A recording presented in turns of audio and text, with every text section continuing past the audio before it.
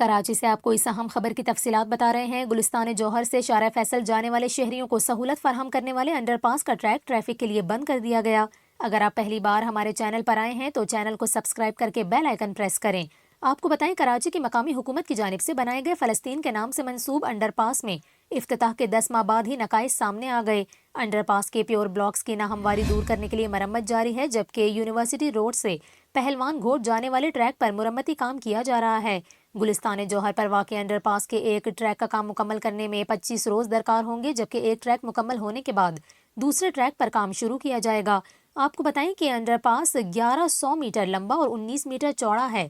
گلستان جوہر under پاس 4.5 ماہ کی مختصر مدت میں مکمل کیا گیا تھا اور افتتاح کے 10 ماہ بعد ہی گلستان جوہر انڈر پاس میں نقائص سامنے آ گئے۔ اس سے قبل بھی انڈر پاس کی ناقص کوالٹی سے متعلق سوشل میڈیا صارفین ویڈیوز اور تصاویر اپلوڈ کر چکے ہیں، جبکہ اس وقت کے ایڈمنسٹریٹر کراچی مرتضی وہاب سوشل میڈیا پر اس پروجیکٹ کے حوالے سے اپڈیٹس پر سوشل میڈیا صارفین کی تنقید کی زد میں بھی آ چکے ہیں۔